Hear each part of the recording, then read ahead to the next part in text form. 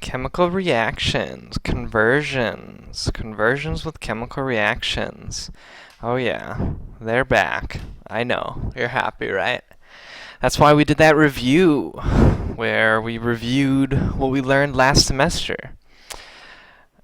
Yep. Okay, chemical reactions can be used to develop ratios, our favorite. Ratios make me think of conversion factors of the different reactant or product chemicals participating in the reaction. Chemists use what they call mole ratios to convert from one chemical to another. They simply take the coefficients, that's the number in front, that's the pound sign used for number, not hashtag. If you do hashtag in front, I'm scared what you'll find. Okay, they simply take the coefficients from the balanced chemical equation and use them to create a conversion factor. Examine the examples below. Okay, I will, thanks. Number 1, how many grams of oxygen, so that's what we're looking for, are needed to produce 4 moles of hydrogen peroxide.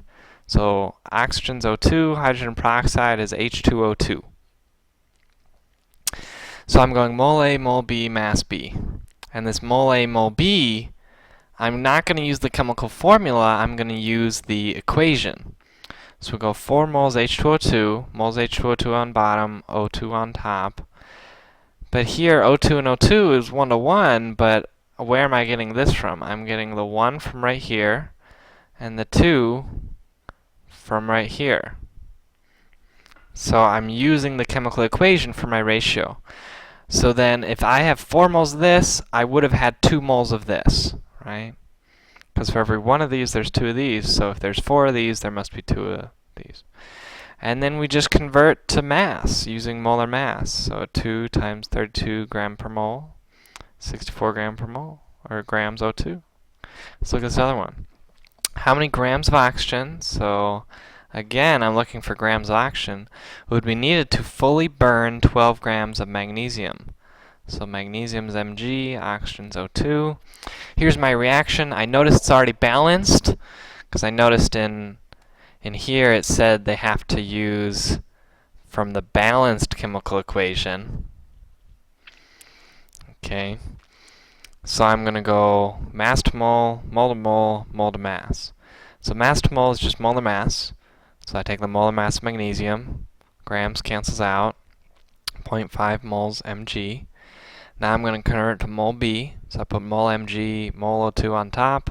And then again I use the coefficients. O2 is assumed it's 1, Mg is 2. Divide that by 2, get 0.25. Use the molar mass again. And I get my mass of O2. That's all I have for you. Watch it again if you need to. Make sure you know how to go mole A to mole B when they're different chemicals entirely. This is a little different than what we did last year or last semester, depending on how you count. And don't look up that hashtag.